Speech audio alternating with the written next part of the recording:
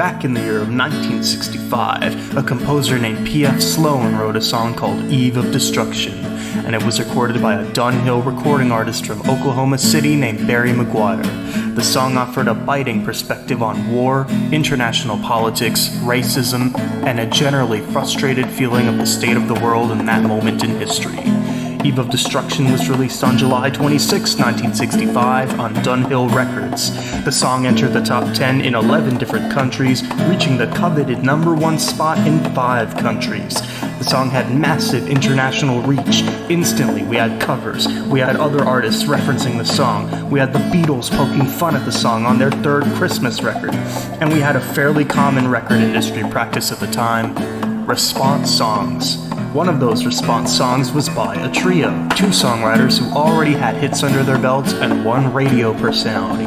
That group was the Spokesmen, and in the very same year of 1965, they put out a single and an album on Decca Records called The Dawn of Correction, which was in very direct response to Barry McGuire's song, shutting down all its points and offering a more reactionary perspective. The song didn't overshadow the original, but it was there.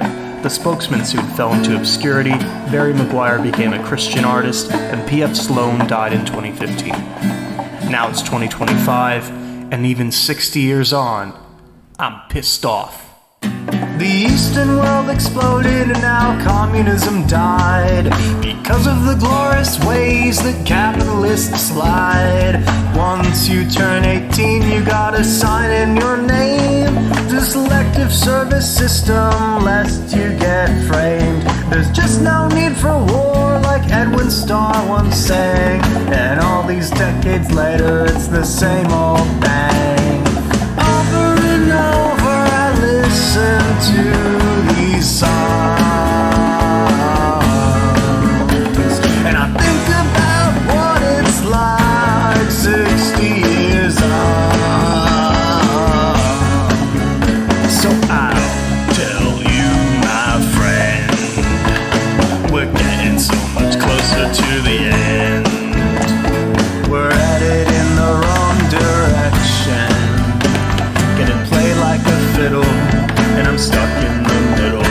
It's the noon of overcorrection. Nuclear warheads were meant for pure intimidation, and the Cold War left us all off worse nations. And now the button's gonna be pushed by a felon. If you think that's good, your brain is denser than a melon. So take a look around and hear the deafening sound, because over and over I listen to these songs, and I think about what it's like 60 years on. So I'll tell you, my friend, we're getting so much closer to the end. We're headed in the wrong direction, getting played like a fiddle, and I'm stuck in the middle. It's the noon of overcorrection.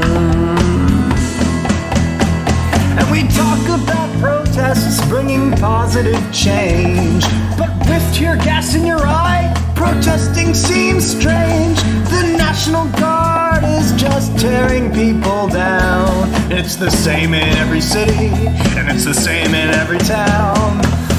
Go to China and see what Xi Jinping's doing, then look into the White House and see who Donald's screwing. And over I listen to these songs, and I think about what it's like 60 years on. So I'll tell you, my friend, we're getting so much closer to the end. We're headed in the wrong direction, getting played like a fiddle, and I'm stuck in the middle. It's the noon of overcorrection. Because living in this world brings living, suffering, and pain. There's barely any sun, and yet there's meters of rain.